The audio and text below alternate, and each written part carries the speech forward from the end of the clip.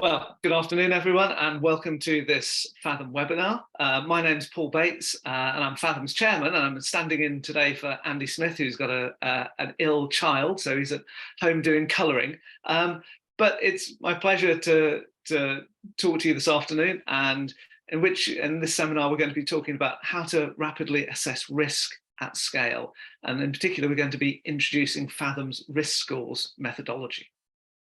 Okay, next slide, please.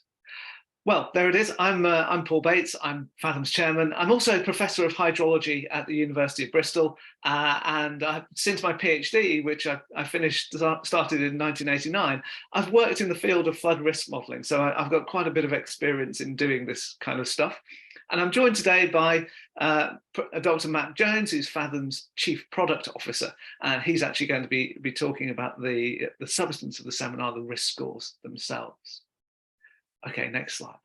So this is what we're going to do. There's a quick introduction from me, and then I'll give a background to our global flood maps, because that's an important underpinning of everything we do. Then I'm going to hand over to Matt, and he's going to talk about the risk scores and explain what they are, and also how to assess risk at scale. And then we're going to finish up with a little bit of a Q&A. So we think we're going to talk for about 30-35 minutes. And if you want to ask questions, there's a Q&A box on the Zoom call for that. So let's have a look at Fathom then. Where did Fathom come from? What is its purpose? Well, we're formed out of my research group at the University of Bristol, and we're there. I've run a research group for the last 30 years and trained, a large number of world-leading flood scientists, and a good subset of those have formed Fathom around about the mid-2010s. Now, being a university research group, I mean, open methods and academic research are the complete foundations of our products and our culture within the firm. So publishing in peer-reviewed journals, validating our methods in depth, and also being honest about their strengths and their weaknesses at the same time is what you can expect from us. What we're trying to do is provide comprehensive water risk intelligence for the entire planet, and we're trying to be global leaders in flood and climate risk. And we like to think we're some way along the way to being able to demonstrate that. Okay, next slide. Thank you, Matt. So why Fathom? Why should you think about Fathom's data when thinking about flood risk? Well, I'll come back to this integrity and openness question. So we validate all our methods and publish them in external international peer-reviewed journals. And we've got a great track record of doing that in the highest profile journals in the environmental science field. All of that work's open access, so you can look at it and you can take a view yourselves about what you think. We use cutting-edge methods. We develop cutting-edge data sets and algorithms which allow us to do flood modelling in detail at scale with the highest skill that we think can be achieved. And just one example here is our global terrain data. Terrain data is absolutely critical for flood modelling, and we think we have the most accurate global bare earth digital elevation model suitable for flood modelling, and that's the FabDem Plus. Again, there's a peer-reviewed journal paper on that. You don't have to take our word for it. You can go and have a look at that and see what you think. The other thing we've been doing more recently is looking at climate dynamics. So applying global and regional climate model ensembles, for example, CMIP6, to predict any scenario, any climate scenario, any point in the future, any warming level using that approach. And we've got a variety of ways that you can access our data. There's a new API that's out within the last month. We have sales through a number of partners. You can use the data on your own premises, and it's also available through the OASIS loss modeling framework. So next slide, please. So flood risk at scale for the whole planet. Well, flood is often thought of, quite rightly, as the hardest of all natural catastrophe risks to model.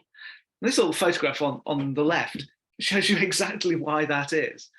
If you have a look at the house on the left, the one with the car parked on the driveway in the bottom left corner, it's completely fine. There's no water anywhere near it. The car's fine, the garage is, and so is the house. And yet, as little as 10 meters away, you can see from the white water that those houses on the upper right are getting seriously damaged by this flood. And that's the problem. Flooding is such an intensely local problem. You can go from zero loss to complete loss within the space of a few tens of meters because of the topography and because of the complex nonlinear dynamics of flood flows. So to do flood, you have to model in high resolution with models that have high physical, you have to include quite a bit of physics to be able to do this. And yet you need to be able to do that across the entire terrestrial land surface. Next slide, please. So in my research group and in Fathom, that's what we've been thinking about for quite some period of time. And the methods to do that local to global transformation are things that we pioneered over the last 30 years. Fathom really got going in 2015. So every paper on the side post that is all related to Fathom. And what we've done here is just provide a selection of landmark papers in the run-up. Before that, starting back, I have to say, with my first PhD paper back in 1992, which tells you a little bit about how old I am. So these are just a section of what we think are really key papers, but over my academic career, I'm somewhere north of 260 papers in international peer-reviewed journals, and there's quite a lot more as well if you're short of reading material and would like us to point you in the direction. And of course, we commit to publishing everything we do in Fathom in high quality scientific journals. So, right, next slide, please. So in our latest global model, which is version 3, these are the key advances that we've made. Firstly, terrain data is absolutely critical. So here we're using something called FabDem Plus, which is a forest and building corrected version of Copernicus DEM, patched in with high resolution airborne LiDAR data where it's available. And it's now available for about 10% of the global land surface. So quite a lot of our data is now LiDAR, which we would think of as the gold standard for flood modeling. It covers all major flood perils, inland, pluvial and fluvial, and coastal. And because of our climate dynamics engine, we're able to take a set of climate projections and use those to come up with flood hazard maps for any plausible 21st century climate state with uncertainty bounds. And the uncertainty bounds are, of course, important because models are imprecise and you need to correctly allow for uncertainty. I had a paper come out in Nature Water last week where I looked at the fundamental limits to flood inundation modeling. And I think my comment on the tweet I put out promoting this was that if anyone tries to sell you super precise, super accurate flood data, then you better start asking some really hard questions. So we won't do that. We'll characterize uncertainty and tell you about what's realistic. There's a bunch of cutting edge algorithms we've developed over the last couple of years, particularly to get the correct size of river channels globally. And that's a really hard problem. And increasingly, we've been using machine learning approaches to do the boundary condition estimation from gauge and river gauge and rainfall and coast tidal gauge data. We don't think in Fathom that machine learning or AI is going to help. It's never going to be able to replace dynamical physical models for solving inundation propagation. But machine learning is incredibly valuable for generating the input data sets to these codes. There's a lot of validation, both within academia and within industry. And the thing that we're going to talk about today is also new, and those are the risk scores. So next slide, please. So here's a nice animation which shows just the impact of just one of those new developments in Fathom's global version 3 model. So here are predictions of inundation extent and a flood propagating over 3 different digital elevation models. Firstly, over the Merit DM, which we used in version 2 of our model. And that's Diane Yamazaki's baby, and it was until very recently the best bare earth digital elevation model. Now for version 3, we've switched up to FabDem, and that's moves from 90 meter to 30 meter resolution, and it's built off 12.5 meter Copernicus DEM data, so the intrinsic resolution of the underlying terrain data is much higher. And therefore you see there's a lot more detail in there. It's a lot less blurry than Merit, which is quite a smooth product.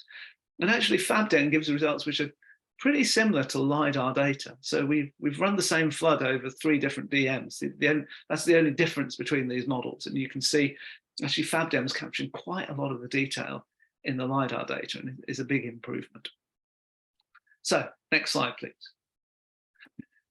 So over time, we've produced 3 versions of our global flood models, and this is the first one, which was 2015, which we were really super pleased with. We couldn't believe we'd been able to do this, but if you did look at it, you know, it looks like we've picked out the floodplains quite nicely, but there's a few isolated blobs of water that don't intuitively look like real flooding.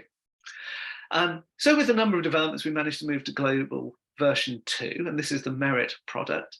And all of a sudden, as you switch to the Merit terrain data, implement a bunch of other developments, we start to get many more of the river channels represented, and we're starting to look a little bit sharper. And the flooding is continuous along valley floors, which is exactly what you would expect to see. But as you can see, because this is Merit based, it's still a little bit blurry. So the switch to global version 3, which will be coming now, you can see the sharpening that we get as a result of switching to better terrain data. And this is our current product. And this is starting to look really good. This is starting to look intuitively what we expect real floods to look like. And when we compare this to validation data, it's clear what the improvement is as we step through these versions. So not only does this look better, we can demonstrate it genuinely is a better match to observations of floods that we get from satellites and air photos. So one last slide.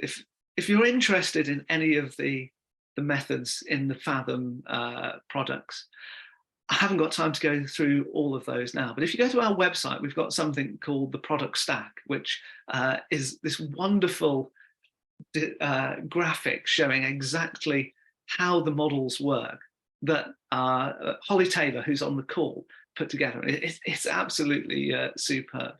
And if you go to this and look at any of these, you can get a link to the academic papers that underpin each of these aspects of the modeling. But it gives that information in a really nice visual way. So congratulations to Holly for pushing this through. This is really good.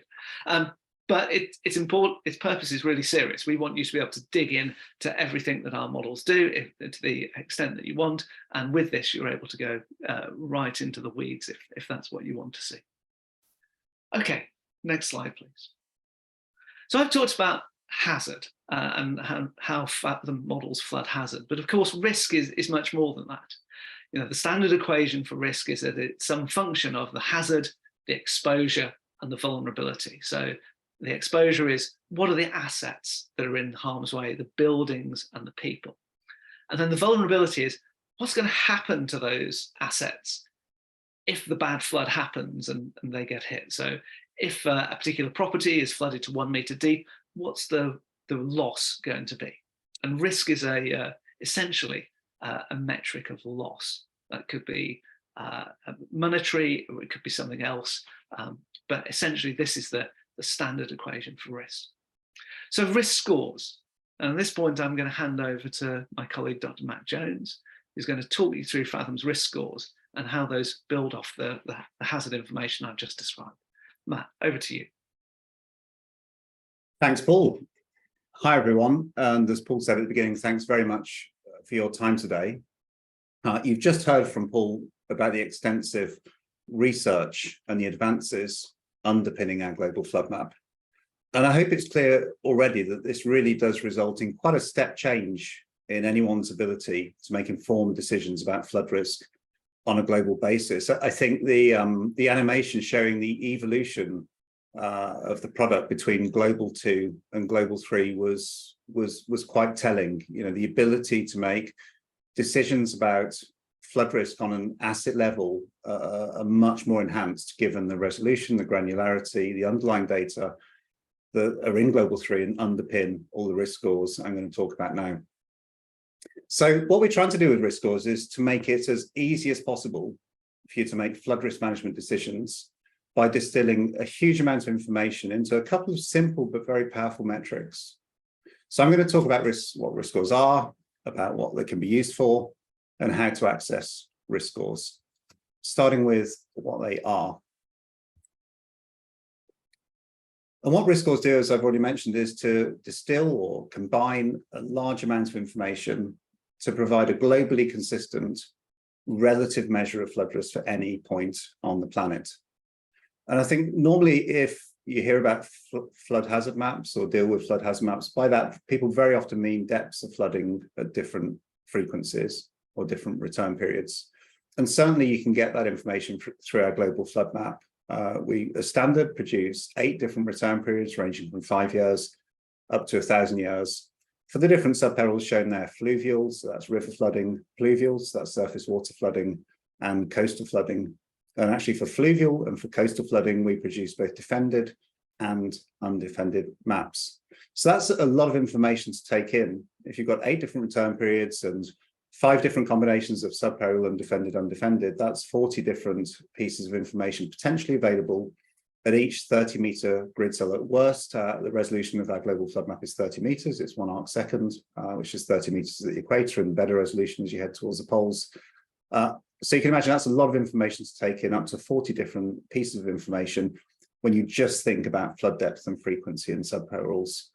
And all that information across the different perils, across the different frequencies, are wrapped into our risk scores, 2 different metrics, which I'll come on to in the next slide. But already you can see you're packaging a lot of underlying information into some simple metrics, but powerful metrics. And that's not all that's in the risk scores. We also look at the relationship between depth and damage. So Paul mentioned vulnerability.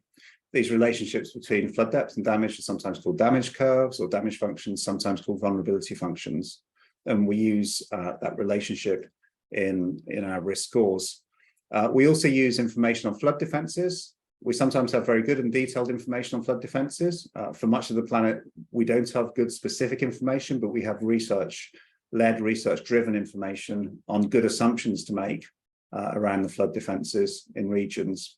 And it's not just information on the standard protection of defenses, but also we have what are called fragility curves. So these are curves that relate the chance of a defense failing according to the size of the event and the standard of protection of the event. We incorporate that information as well into our risk scores. Now, I won't go through the precise calculation method in this webinar. We have that documented, and we're very happy to share that with people. As Paul said, transparency is one of our founding principles, really. But all this information is weighted together in a globally consistent, well thought out methodology. And it means that when you look at any of our risk scores, you're getting all of this information packaged into one number, which means it's a very powerful method of risk assessment, especially when it's coupled with the advances that Paul spoke about in his section. It's not just inside the floodplain that we have information on risk. So when I talk about inside the floodplain here, I mean inside our extreme flood, which is a 1,000-year flood. That's the highest return period we provide typically. We also look outside the floodplain as well. We look at grid cells proximate to our 1,000-year flood. And the reason for doing that isn't that we're not confident in our flood maps. We think these are the best flood maps you can get globally. But flood modeling is uncertain, as Paul's mentioned. So we think there's useful information available when you look at locations proximate to the extreme flood. And by proximate, I mean proximate in a horizontal sense, so within 500 meters of the extreme flood, but also in a vertical sense. So how high is the land relative to the 1,000-year flood surface? That information is embedded in our risk scores as well. And so essentially the risk scores are useful for any situation where location-based flood risk of one location relative to another is important. So what risk scores do we have? Well, we have 2 metrics here. We have relative risk and we have risk category. They're available on a global basis. The worst resolution you can have them at is 30 meters. In some areas where we have better data, we have higher resolution regional products where those are justified, and so we can provide risk scores at higher resolution in those regions. I'll start off with relative risk because risk category sort of uses relative risk, so it makes sense to start off with relative risk. And I'll explain a bit about how we calculate that. So relative risk is a number between 0 and 1 million. And the way of thinking about how we calculate that is we take an arbitrary type of property, It doesn't really matter what it is. It's going to be the same property everywhere in the world. And we take an arbitrary value of that property, 1 million. And we move that property around every grid cell on the planet. And we perform a calculation that's estimating the average annual loss to that property, or the mean annual loss to that property. We do that in every grid cell using all the information I spoke about on the previous slide. And that gives you a number of between 0 and the theoretical maximum of 1 million. And in terms of using that score, if you want a metric that's very granular in that it's something between 0 and 1 million, and also the relationship between expected loss cost and the risk or relative risk is roughly linear, then this is a good metric to use. We can only make this sort of calculation, this calculation of average annual loss, inside the floodplain, because we need information on the flood depth and the flood frequency relationship to do that sort of calculation. So that's what relative risk is. Risk category is related to relative risk, because one thing we do with risk category is we categorize it, hence the name. So we take the relative risk and we categorize that into a score between 6 and 100. And the size of the bins, the size of the categories get bigger as the relative risk gets bigger. We found that was the best thing to do to get a reasonable distribution of exposure planet-wide. But what we also do with risk category is, as I alluded to on the previous slide, we look outside the 1,000-year flood. We look at locations proximate to that extreme flood. And depending on how far away you are from the extreme flood in terms of horizontal and vertical extent, we categorize into risk categories 1 to 5. So this gives you information now about the potential risk outside the extreme floodplain. Again, we think this is useful because of uncertainty in any modeling process, even though we're very confident in our flood maps. So this is useful where you need a more categorized score. You don't really want something that goes up to 1 million in unit steps. You want a 0 to 100 type score. And it's also useful where you want to look outside the floodplain. And actually what's pretty interesting, I think, when we did this is we looked at distributions of these scores. And if you take risk category, over 90% of the global land area has a non-zero risk category, as risk category in the range 1 to 100. So that's pretty useful because if you're looking to assess the risk on assets, you know, very likely that your asset will be in a non-zero risk category. So you'll have some information about how risky from a flood perspective that asset is. And of course, that's what I'll cover in the next slides about use cases. So those are the two risk scores, relative risk and risk category. And of course, you can combine these risk scores into any sort of categorization you want yourselves. You don't have to stick with ours, but we think these are pretty good starting points. In terms of how we give that to you, the choice is yours, really. Probably the most powerful metric is if you look across all the flood subperils, fluvial, and coastal. So we can give you a flood risk score that summarizes across those subperils. So you very easily get a number or a couple of numbers if you want to look at both our risk scores for any points on the planet, just telling you how risky this asset is from a flood perspective. If you want to look in more detail, let's say you're only interested in inland floods, we can provide you with inland risk scores. Similarly, we can go down to looking at the subperils themselves and provide you with risk scores, both relative risk and risk category for fluvial and coastal perils separately. And as I mentioned before, the scope is global, excluding Greenland and Antarctica, all on a 1 arc-second grid, so a 30-meter resolution grid. My final slide on what risk scores are is just to emphasize the relationship between risk category and relative risk. And hopefully this graphic does that. So risk category is on the x-axis, goes between 0 and 100. You can see the green line there. So that is relative risk going up to 1 million. And the orange line there represents what we do outside the 1,000-year flood, which is a categorization based on height above the 1,000-year flood surface, all within 500 meters of that 1,000-year floodplain. I won't read through the bullets there because I've talked through that already, but hopefully that clarifies how risk category relates to relative risk.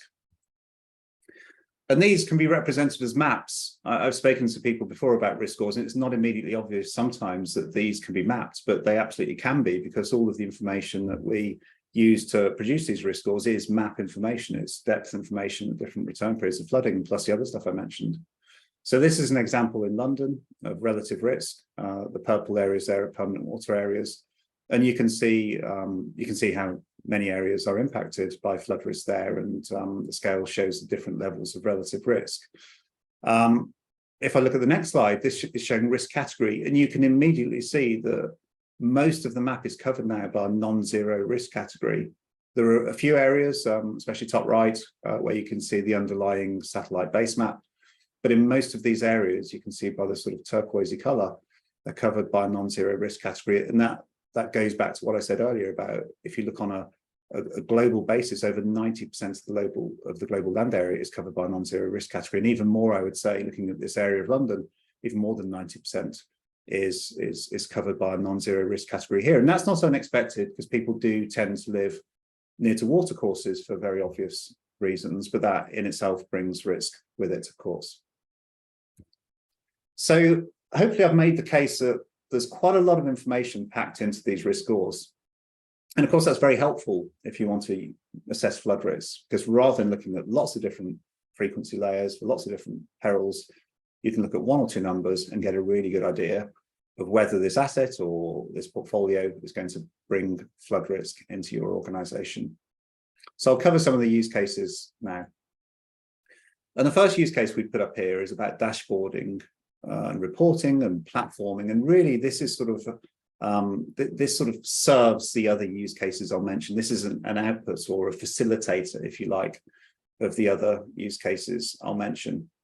And if you want to put dashboards in place, either for internal stakeholders or for external customers, what you want in a good dashboard is a really concise but useful set of information. And that's why we think risk scores lend themselves very well to dashboarding or reporting or platforming, because it's literally what they do. They summarize a lot of information into something very concise, but very powerful. The other reason why we think risk scores can be very useful in dashboarding or platforming is because we now have the technology to make that a very easy process. Paul mentioned the API in his section. I'll talk about it a bit more later on, but you can very easily now use our API to integrate into your own dashboards or your own platforms. And if you don't necessarily want the actual data values, but you want to incorporate visualization, the sort of maps I showed earlier, into your platforms, then we can enable that now as well, that visualization, that panning around the map, zooming in and out, switching layers on and off. If you don't have a platform that can do that already, we can enable that through our Fathom portal, which again, I'll talk about a little bit more later on. So yeah, enabling this sort of information within dashboarding, reporting and platforming, we think is really useful because of the concise, condensed, distilled nature of risk scores. Moving on to some more specific use cases. The first one I want to talk about really has different names and different verticals. Verticals that license our data in Fathom, there's many of them. My background is insurance. I spent most of my career in the insurance industry, so I know that very well. But other verticals like engineering consultancy, asset management, management consultants, corporate risk managers. There are many different use cases for our flood risk data, and we have all of those categories of vertical I've mentioned all license our data in various forms. But one of the most basic use cases for this sort of data is essentially deciding if I have an asset that's at some risk, what do I do with that? Do I take it into my business, or do I need to do more due diligence on it? And like I say, it's called different things in different areas. In insurance, the process of deciding whether to take a risk into the organization and therefore put your insurance company at risk is called underwriting. In investment, the process of deciding whether to take an asset on could be called due diligence. If you're in engineering, it could be called the risk assessment. So different terminology for essentially the same thing. And just drilling into this use case in a little bit more detail, if I'm a personal lines underwriter, I might want to set rules in my algorithm, because you've got to turn around quotes very quickly in personal lines, saying if a risk score is greater than a certain amount, I'm going to decline that risk, or I'm going to refer that risk on for further investigation. If I'm an underwriter looking after a larger sort of asset class, maybe industrial business or an energy class of business where you're dealing with big sites and you have more time to underwrite the business, then maybe I want to change the underwriting authority I give to my underwriters depending on a combination of the size of the asset and the riskiness of the asset. Or maybe I want to spend more time scrutinizing a big asset if it's got a high risk, or maybe I want to send risk engineers out to take a look that asset, or maybe I want to pass on the risk to someone else through facultative reinsurance. But it enables you to identify where you want to focus more time. If I'm an investor looking to invest in a real estate portfolio or an individual large real estate asset, again, part of the due diligence process, the screening process, can be looking at how high the risk score is for that asset or for that site and working out what therefore I need to do. And if you're an engineering consultancy and you have a project to assess the flood risk on, say, a corporate risk manager's portfolio, one of the things that's very useful here is, rather than doing an on-site survey for all of those risks, you might have 1,000 or 10,000 locations that you need to assess, is actually doing a screening process and working out, of those 1,000 or 10,000 locations, what are the top 10 or the top 100, where actually it would be really useful for me to go and do an on-site survey. You can really prioritize resource that way and make sure you do the best thing you can for your client with the budget available. So very similar use cases, all different things in different verticals. And risk scores, because of the information they pack into a couple of simple numbers, lend themselves very well to this sort of screening, risk assessment, due diligence, underwriting type use case. Related to that is pricing and valuation. So this is now not just screening and using that to decide what you do or how much resource you put into risk assessment, but it's actually tying a risk score to a financial value. So this might be an insurance premium value in the insurance use case. It might be tied to a credit risk assessment in banking if you're dealing with loaning money for a particular asset, if you have a loan portfolio. It might be tied to valuation if you're in an investment role and you want to understand how much flood risk can impact the value of an investment. But the point is, it's tying risk score information, be it relative risk or risk category, into some sort of algorithm that calculates a financial value or a financial risk. And risk score, be it relative risk or risk category, lends itself very well to fitting into some sort of rating algorithm or risk assessment algorithm because of the amount of information packed into those scores. Again, in insurance, the area I know most, within personal lines pricing, for example, risk scores can be used to define rating areas. These are areas of similar flood risk, and they're very often defined using external data, like the data we've just been talking about, and then put into a statistical model, like a generalized linear model, for example, and that can form the basis of a pricing model. Or the risk scores can be used directly in pricing algorithms, either way, really. The point is, because there's so much information packed in, they can very well form the basis of a numerical algorithm that assigns a value that can then be used to make decisions about how much to charge for a policy, or how much impact flood risk should have on a valuation or on the loan book's credit risk, for example. So that's the second use case, pricing and valuation. And the final use case I want to talk about now is that of portfolio profiling and portfolio management. And because you can assign a risk category or a relative risk to every location, because it's on a fine granular grid, what you can do to assess portfolios is to assign a risk category to each location in your portfolio, have some measure of value assigned to that location. So it might be the total insurable value. In an insurance use case, it might be the exposed limit. In an insurance use case, it might be the outstanding loan value on each location. Assign a value depending on your vertical and your interest, and then do a weighted average based on that value to get a portfolio risk category score, as demonstrated really by the top part of this slide. And then what you can do for your portfolios is plot them on some sort of grid. Fundamentally, this allows you to compare portfolios to each other, but I think quite a nice way of looking at that is the sort of grid I've put on the graph below. So on the x-axis, you've got portfolio category, so the sort of weighted average risk category. And on the y-axis, you've got asset value. And those crosses might represent different portfolios in your book of business. So you can see at a glance there which portfolios are most exposed to flood risk. So the cross in the top right there, in that red box top right, there's a combination of the highest portfolio category, so the most exposed to flood risk, and the total asset value in that portfolio is also high. So that's a portfolio you probably want to understand more if you're concerned about flood risk. And of course, very easy to do that because you can drill into that portfolio and you can see which assets drive that risk because you have risk category at asset level. So really easy to understand what's driving that risk and therefore to mitigate that going forward. Another thing you can do if the sort of business you're in is long-term portfolio management and the assets you're looking after are long-term assets, you can do exactly this approach, but do it both for the current risk, which might be represented here, and also look at a future climate scenario. So say you could look at 2050 under some emissions scenario like SSP 5 8.5, or you might want to look at a certain global warming level like a 3-degree warming or a 4-degree warming.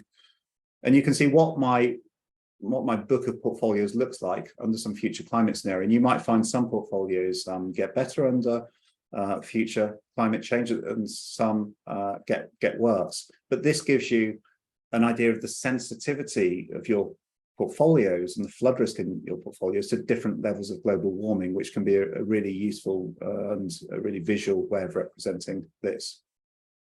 So portfolio profiling and portfolio management, we think is a very good use case for risk scores. So those are the use cases I wanted to cover, and these are the ways you can access our data. So Paul mentioned the API and I've mentioned the API already. We released an API earlier this year. Because it's relatively new, I'll talk about that in a little bit more detail on the next slide. But the main point of the API really is that you don't need to host large data quantities to access our data. We can host the large data quantities for you. And at the same time, we can give you the full flexibility of climate options. And our climate dynamics framework is very flexible. We've done a webinar on that. If you're interested, I'd suggest you look that up. But it's a very flexible framework. You can look at future years out to the end of the century. You can look at global warming levels up to 5 degrees compared to pre-industrial. In terms of climate emission scenarios, we've got the full range of RCPs, SSPs, and the NGFS network for greening the financial system scenarios in there as well. So really flexible, wide framework there. If you aren't so concerned about the values of the data, but you want to see the data on a map and pan around the map and zoom in and out and so on, then we have a portal available. If you don't have your own in-house spatial platform, you can use our portal and you can very easily see the sort of maps I showed you a few slides ago and interact with them, not just see them in a static form like I showed, but actually interact, zoom into those maps and really understand how the risk scores vary geographically. So if that's of interest, do contact us. This is a relatively new thing we're offering to people. Of course, you can also take the data direct and host the data on-prem. We store all these sorts of data, all that has a data as cloud optimized GeoTIFF files. We're happy to provide those to you. Very useful if you have your own system and API integration isn't feasible. What I would say there is you need to tell us what climate options you want if climate is of interest. We can provide almost an infinite range of climate options, but you need to specify what you want up front. And the data volumes are somewhat large. So to give you an idea of that, one climate options, that could be the current climate, for example, for all of our global flood map data, both depths and the risk scores, is roughly 1 terabyte of data. So if you wanted 10 different climate options, that would be 10 terabytes of data. So large quantities of data feasible. We do provide those sort of volumes of data to clients, but it's just something to bear in mind if you want to host those data yourselves. And of course, you can access our data via partners, via third-party platforms. If you already have a third-party platform embedded in your organization, in your workflow, this can be the quickest way of getting to use our data, of course. I've put down some partner names at the bottom of the slide: Climate Engine, Carto, ImageCat. There are others on our website. What I would say is that if you have a geospatial platform that can consume this sort of data, then if our data is not on it, speak to your partner or speak to us. I'm sure we can get our data into the partner system very quickly. So the final slide I wanted to talk through is about our API. And I spoke earlier about the pricing use case. And actually one of the design criteria for our API was to be able to respond to queries, geographical queries, in under a second. And the reason for that specification was to be able to serve pricing engines. If you have a pricing engine available to your clients, you want to be able to get a quick price, a quick insurance price to your clients. So you need a very quick speed of response from us. So that was one of the design criteria for our API, to be able to serve these data back very quickly. It's a global span of data, both depths and the risk scores I've been talking about for the perils I've been talking about as well, and with the full flexibility of the climate dynamics framework. You can provide points at individual latitude, longitudes. Or if you're underwriting a large site, for example, you're interested in a large area, you can provide a polygon instead of a point. You can provide the vertices of the site outline, and we can give you back all the data I've been talking about within that site outline, if that's of interest. Now, I mentioned the sub-second response and the pricing use case was the first design criteria for our API. I spoke also just now about portfolio management and portfolio profiling. And these portfolios can be quite large, if you're a reinsurer, for example. And I think portfolio profiling is useful for reinsurers as well. Then you can have millions or tens of millions of locations in one portfolio quite easily. So we've also got the capability now of being able to run portfolios up to 10 million locations at a time through our API and return information for very large portfolios. Now, you don't get a sub-second response for 10 million locations, but you do get a response that's in a handful of minutes. So a pretty quick response for very large portfolios, I think, via our API. And we think the ability to access data through our API really ties back to the first use case I spoke about, which is about dashboarding and platforming. The fact you can integrate information really easily through our API enables that use case. So that's all I wanted to say. Hopefully it's piqued your interest. You've understood a bit about the power of risk scores and the use cases and how easy it is to access the data. And I'll hand back to Paul now, who'll facilitate questions and wrap up the webinar. Paul. Okay, thank you very much, Matt. That's very kind.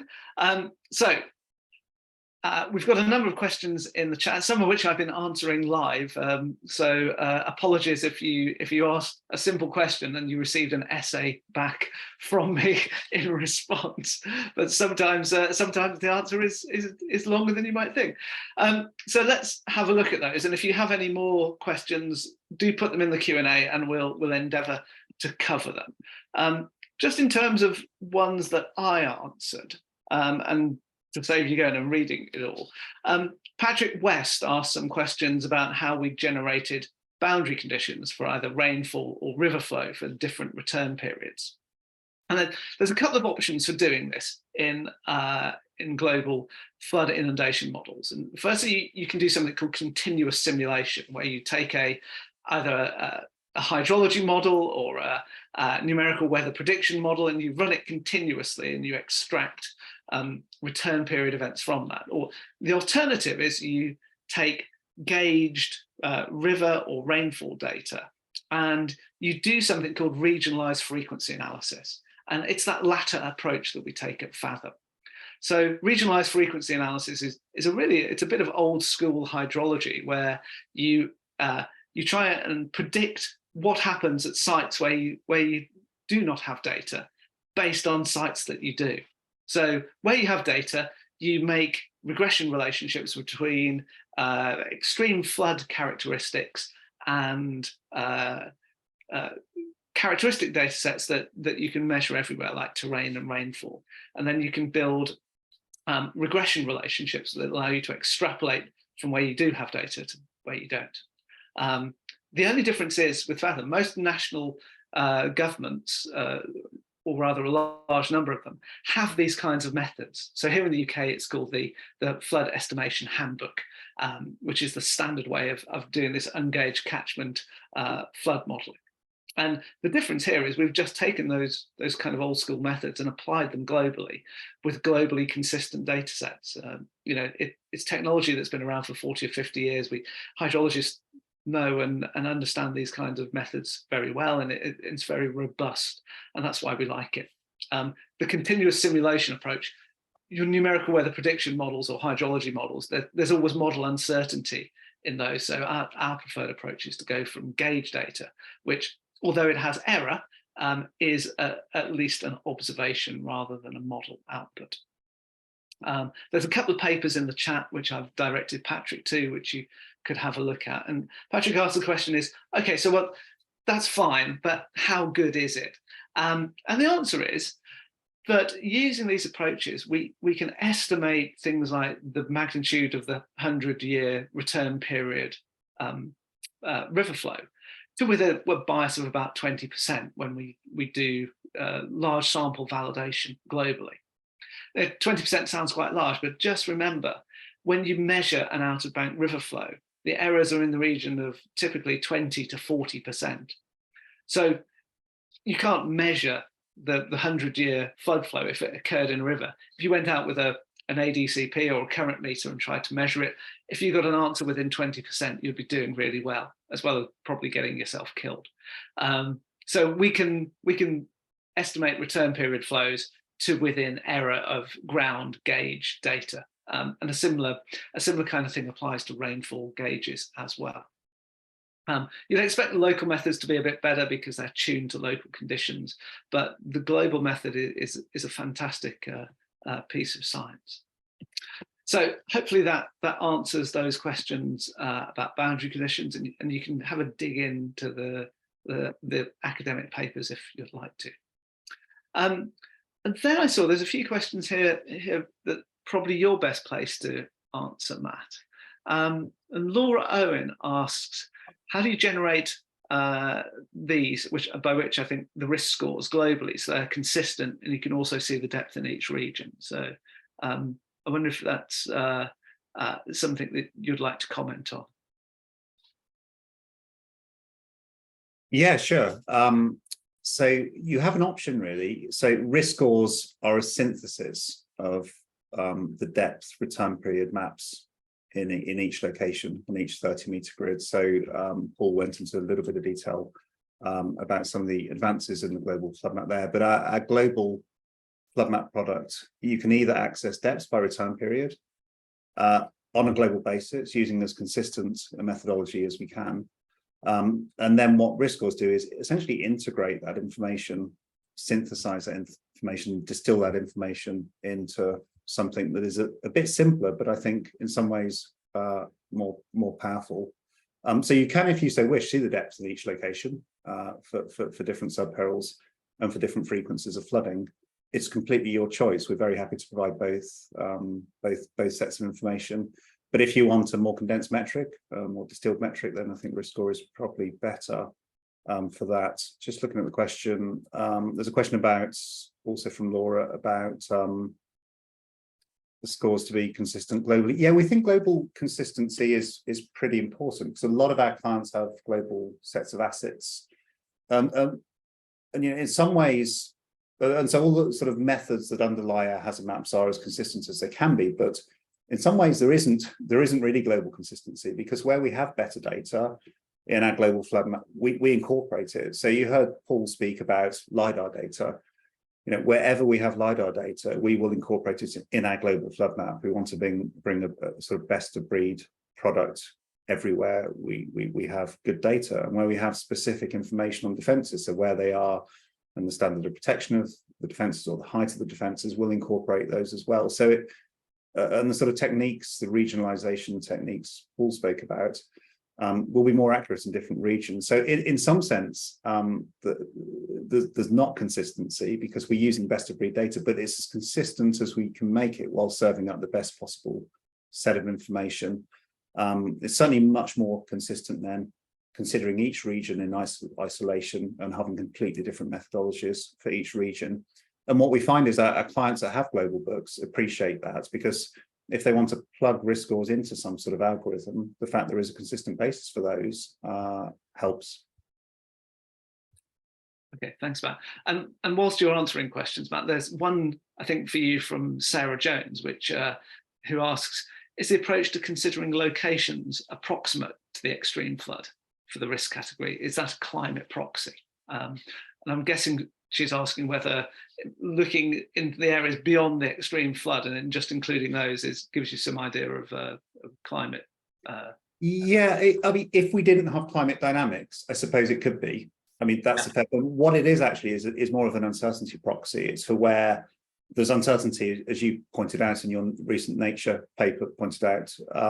There's a lot of uncertainty in flood modelling, right? So even though we're confident in our flood maps, it's worth looking just outside the flood maps, right? Because there's uncertainty there, so that's useful information. Now, what climate dynamics brings is the ability to wind forward, if you like, what the flood risk might look like under different climate regimes, with the dimensions I mentioned, time, global warming level, emission scenario, and so on. And that's the best way of trying to understand how flood risks might change in different climates, because in any given grid cell, for any different peril type, you'll be able to see how the relative risk of the risk category changes under different climates. So that is the best way of understanding how climate might impact flood risk, is actually specifically picking parameters and getting the risk scores back from us that have those climate parameters in. If you didn't have that, if you didn't have climate dynamics available, then sure, looking outside the extreme flood might be a reasonable, it would be a way of understanding what might happen if climate gets worse in that area.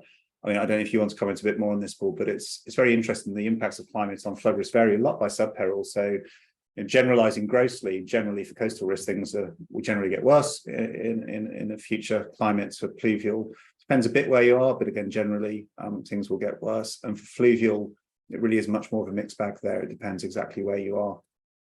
So that's why it's really important to model these separately by subperil, both in terms of the flood modeling, but also in terms of the impacts of future climate.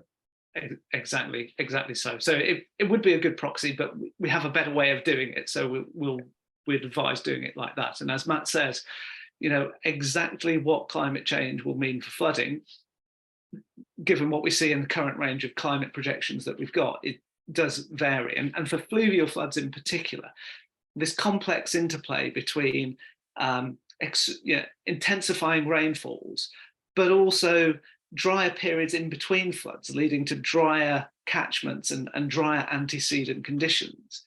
That complex interplay and the non-linearity of hydrology means that you can get certain areas where actually flood risk might go down in the future, for at least for a time,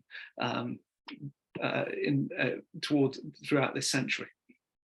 Okay, so there's a hard question from Enrique Flores, which I'll try and answer here, which is, and it's a good one. It's how does the accuracy of the results compare in rural versus urban areas? Now, the caveat here is we've not done a controlled comparison of that. We've tested the model in urban and rural areas, so I can talk generically about that, but we've not done a kind of hard comparison in that area. What we saw when we validated our US model is that the skill was better in larger catchments. Didn't fall off a cliff as you moved to smaller catchments, but the skill of the model did decrease 5–10%. And that's because smaller catchments are more variable, they have fewer gauge data. It's less easy for the regionalized flood frequency analyses to correctly identify what the extreme flood magnitudes might be. And also the terrain can make it a bit tricky. Urban catchments tend to be smaller. So even for that reason alone, and also for the fact that some of the data sets, the satellite data sets, struggle to deal with urban areas as well. You might imagine that it's a bit more tricky to simulate in urban areas rather than rural. Having said that, where we checked this with our UK model, we looked at the Carlisle 2005 flooding, where my research group at the time went out and collected this fantastic data set of 200–300 post-event water levels. They were measured in with a differential GPS and very accurate.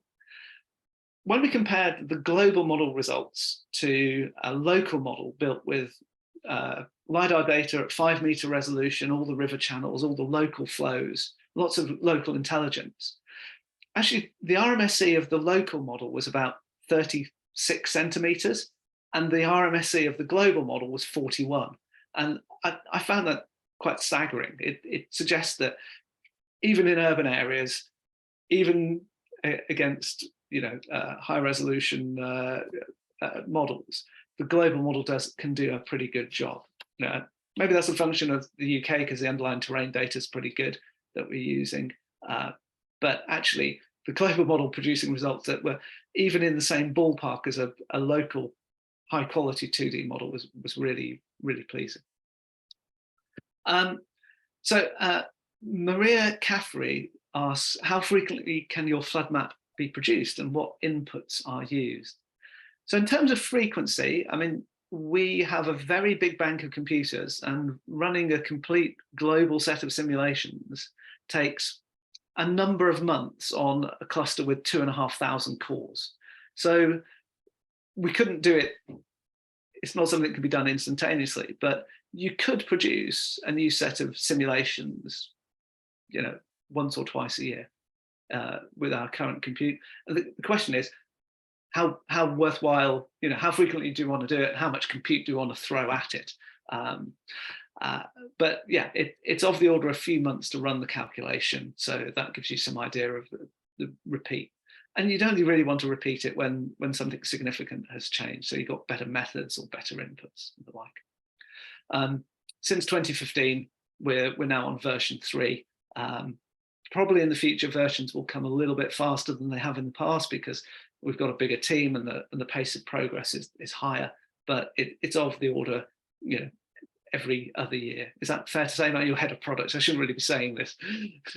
Yeah, no, absolutely. Yeah, we'll update as as we get better information through. So I think that's quite right, Paul. I'd just like to answer a question by Maria Caffrey, if that's okay, which is a very relevant question about uncertainty. Sure. in future climate, really. And one of the things I didn't mention is as well as looking out to 2100 and different global warming levels and different emission scenarios, our climate dynamics framework also explicitly includes the uncertainty in climate projections. So Paul mentioned on one of his earlier slides, we look at an ensemble, the CMIP6 ensemble of climate models in the sort of change factors in our climate dynamics methodology.